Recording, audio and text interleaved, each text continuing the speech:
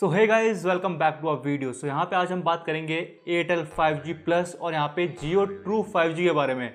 अब यहाँ पे ये कैसे डिफरेंट है एक नॉर्मल 5G से, दोनों कंपनी के 5G, क्योंकि यहाँ पे एक ने ट्रू बोला है, एक ने प्लस बोला है। तो यहाँ पे जो इनकी पूरी मार्केटिंग है उसे समझने की कोशिश करेंगे और यहाँ पे जो इन चीज़ों से ये हाइप क्रिएट करने की कोशिश कर रहे हैं मार्केट में, एक्चुअली सक्सेसफुल भी हो चुके हैं।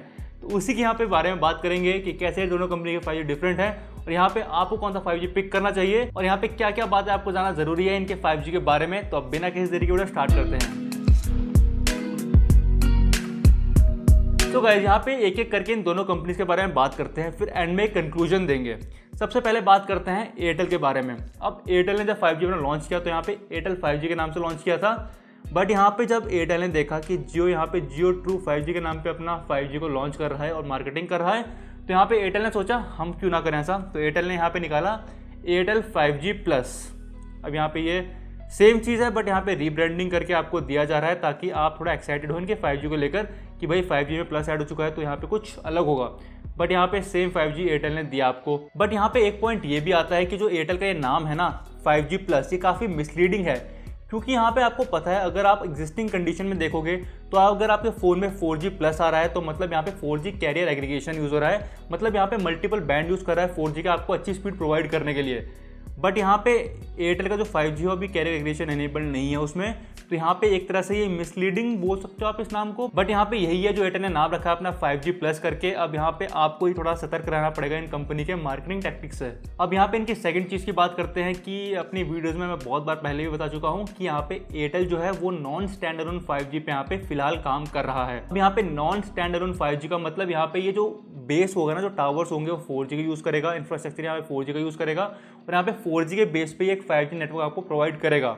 अब यहाँ पे ऑब्वियसली उसकी स्पीड थोड़ी बहुत आपको अच्छी देखने को मिलेगी। अगर आप एक यूट्यूब चैनल टेकवाइजर, उन्होंने यहाँ पे लाइव स्पीड टेस्ट किया था दिल्ली में जाकर, एक्चुअली दिल्ली में रहते उन्होंने वहाँ पे लाइव स्पीड टेस्ट किया तो वहाँ पे उन्होंने देखा कि यहाँ पे 200 Mbps आ रही थी टावर के पास, और यहाँ पे अगर वो टावर से दूर जा रहे थे या थोड़ा क्राउडेड एरिया में जा रहे थे तो वहाँ पे उन्हें 100 Mbps की स्पीड देखने को मिल रही थी। बट यहाँ पे जो एयरटेल ने जैसे अपने जो टेस्टिंग की थी तब दिखा रहे थे 1 Gbps 2 Gbps, तो उतनी स्पीड तो आपको इसमें देखने को नहीं मिल रही है।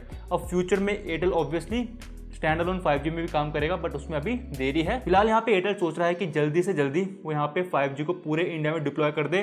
तभी आपने एक चीज़ नोटिस की होगी, एयरटेल ने स्टार्टिंग में ही 8 सिटीज़ में यहाँ पे बोला है कि 5G देखने को मिल जाएगा, बट यहाँ पे जियो ने बोला है बस 4 सिटीज़ में देखने को मिलेगा। यहाँ पे ये डिफरेंस इसीलिए है क्योंकि यहाँ पे एयरटेल 4G के टावर को ही अपग्रेड कर रहा है और यहाँ पे जियो को एकदम कोर 5G के टावर लगाने पड़ रहे हैं ताकि वो आपको 5G यहाँ पे प्रोवाइड कर पाए, क्योंकि यहाँ पे जियो स्टैंडअलोन 5G टेक्नोलॉजी को यूज़ कर रहा है। तो यहाँ पे थोड़े डिसएडवांटेज और एडवांटेज की बात करते हैं नॉन स्टैंडअलोन 5G की जो एयरटेल यहाँ पे यूज़ कर रहा है।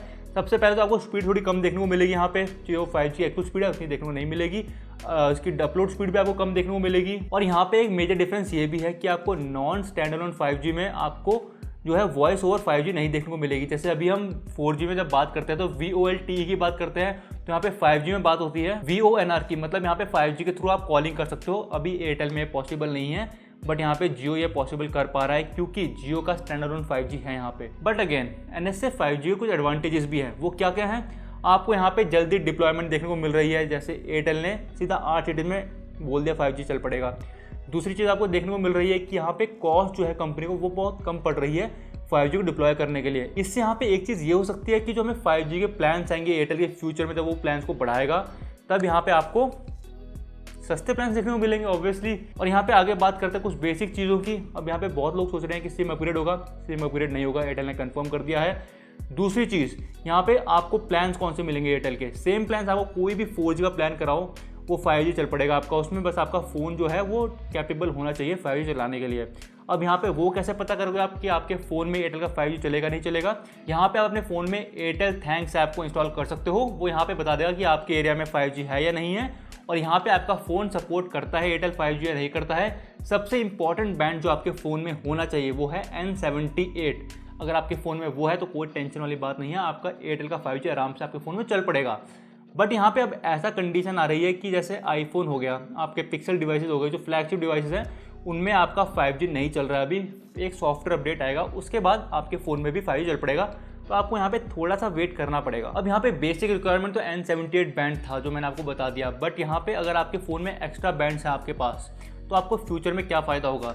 जब यहाँ पे 5G कैरियर एग्रीगेशन आएगा ना, तब आपको बहुत फायदा देखने को मिलेगा। अभी जब यहाँ पे 4G कैरियर एग्रीगेशन अगर आप चेक करोगे कौन कौन से बैंड यूज़ कर रहा है, तो वहाँ पे मल्टीपल बैंड यूज़ करता है। अगर आपके फ़ोन में एक ही बैंड है N78 का, तो यहाँ पे वो कैरियर एग्रीगेशन कैसे चलाएगा, उसे तो मल्टीपल बैंड चाहिए कैरियर एग्रीगेशन के लिए। तो यहाँ पे आप डिसएडवांटेज देख सकते हो, बट यहाँ पे आपका बेसिक 5G चल ही पड़ेगा। तो यहाँ पे आप बात करते हैं जियो ट्रू 5G की। अब यहाँ पे क्या हुआ होगा, जब जियो डिस्कस कर रहा होगा कि 5G कैसे डिप्लॉय करें, कैसे मार्केटिंग करें, तो यहाँ पे सब ऑफिस में बैठे होंगे और सोच रहे होंगे क्या करें।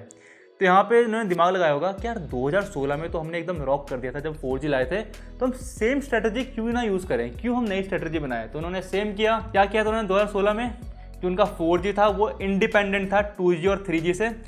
सेम चीज़ जियो ने अब करी। उन्होंने कहा कि हम स्टैंड अलोन 5G में ही काम करेंगे, सीधा हम 5G तगड़े वाला देंगे, चाहे हमें थोड़ी देर लग जाए। तो यहाँ पे आपने देखा होगा, जैसे मैंने आपको स्टार्टिंग में बताया, बस 4 सिटीज़ में आ रहा है यहाँ पे, मुंबई, दिल्ली, वाराणसी, कोलकाता। तो यहाँ पे आपको देखने को मिल रहा है जियो का ट्रू 5G फिलहाल।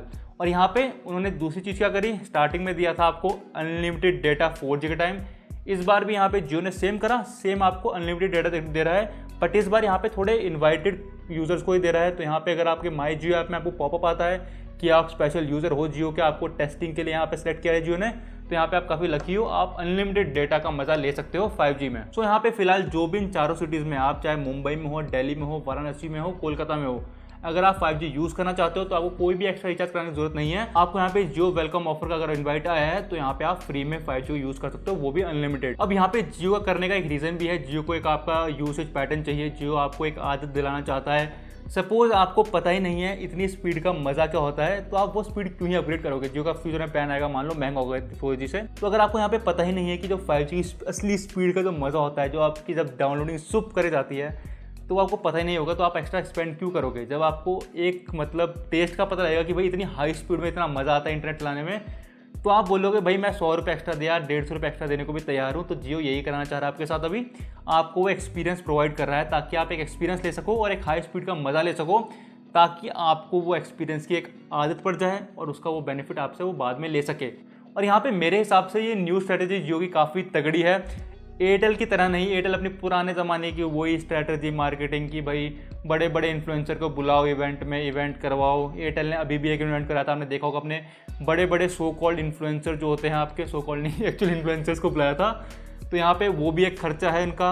आपने एक इवेंट पहले भी देखा होगा एयरटेल का, जब कपिल देव जी को बुलाया था उन्होंने अपने इवेंट में, तो वो भी एक इवेंट था। तो एयरटेल ने इतने सारे यहाँ पे इवेंट करा दिए हैं, बट यहाँ पे आपने जियो का बहुत ही रेयर कोई इवेंट देखा होगा, एक आधा हुआ होगा, तो मुझे अभी याद नहीं आ रहा है, आप बता सकते हो कमेंट सेक्शन में अगर कोई हुआ था जियो का इवेंट। तो यहाँ पे ये डिफरेंस है मार्केटिंग में। एयरटेल यहाँ पे अभी भी वही पुरानी मार्केटिंग का यूज़ कर रहा है, बट यहाँ पे जियो अपनी नई मार्केटिंग जो उसने 2016 में करी थी वही इस समय भी कर रहा है, कि वो फोकस कर रहा है कि लोगों को एक्सपीरियंस प्रोवाइड करूँ पहले, फिर लोग अपने आप तुम्हारे 5G को पिक करेंगे। और यहाँ पे जैसे मैंने आपको बताया मेजर डिफरेंस क्या है दोनों 5G में, NSA और SA का। अब यहाँ पे जो जियो है वो स्टैंड अलोन 5G में काम कर रहा है। इसके क्या क्या फ़ायदे हैं, वॉइस ओवर 5G का फ़ायदा आपको देखने को मिलेगा, आपको काफ़ी हाई स्पीड देखने को मिलेगी जियो 5G की, और यहाँ पे आपकी लेटेंसी भी बहुत ज़्यादा कम होगी, और यहाँ पे आप एक नेटवर्क में ज़्यादा लोग आराम से जुड़ पाओगे, क्योंकि यही ट्रू 5G के फीचर्स हैं जो कि आपको स्टैंड अलोन 5G में देखने को मिलेंगे। बट यहाँ पे इसकी वही एक लिमिटेशन है कि जियो को यहाँ पे बहुत ज़्यादा इंफ्रास्ट्रक्चर बिल्ड करना पड़ेगा पूरे इंडिया में, ताकि वो आपको एक ट्रू 5G एक्सपीरियंस दे सके। और वो जो खर्चा करेगा वो कहाँ से निकालेगा, वो हम ही लोगों से निकालेगा। तो यहाँ पे एक बारी को एक कंडीशन हम ये ले सकते हैं कि जियो का 5G की जो कॉस्ट होगी वो हमें ज़्यादा देखने को मिलेगी एयरटेल से, बट यहाँ पे हमें एक्सपीरियंस भी यहाँ पे अच्छा देखने को मिलेगा। बट इन दी एंड आपके एरिया में नेटवर्क कैसा है वो आपके एरिया में डिपेंड करता है। हम यहाँ पे देखते हैं, कई लोग बोलते हैं हमारे वी के स्पीड जो है वो 100 Mbps तक आती है, कई लोग बोलते हैं हमारे वी की स्पीड बहुत ज़्यादा कम आती है। Same with Jio, same with BSNL, same with Airtel, यही कंडीशन है, यही कंडीशन आगे भी चलती रहेगी। अगर आपके एरिया के पास अच्छे टावर्स लगे हैं तो आपको स्पीड अच्छी देखने को मिलेगी, और यहाँ पे अगर आपके एरिया में टावर्स ही नहीं है तो यहाँ पे आपको स्पीड वो कैसे ही देखने को मिलेगी।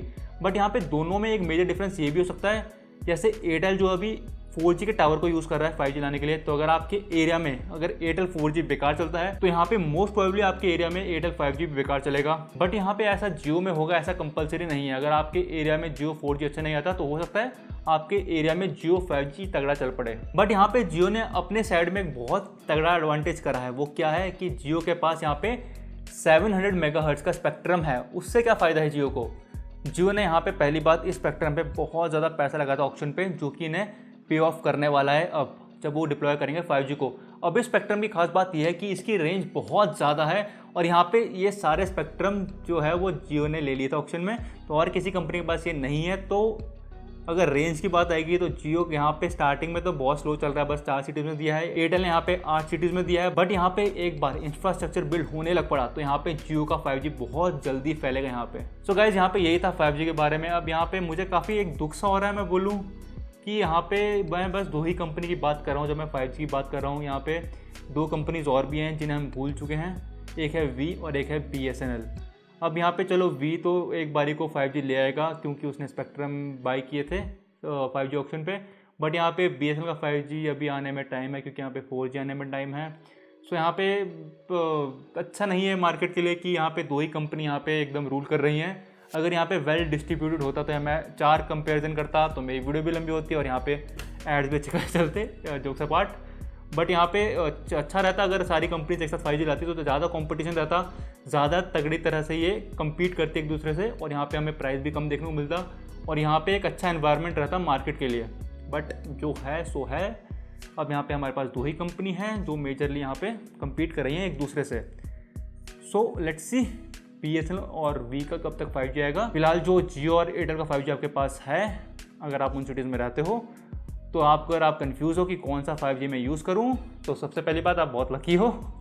सेकंड चीज़ वही 5G यूज़ करो जो आपके एरिया में अच्छा चल रहा हो। और अगर आपको यहाँ पे थोड़ा फ्री 5G चाहिए तो यहाँ पे आप ऑब्वियसली जियो को पिक कर सकते हो।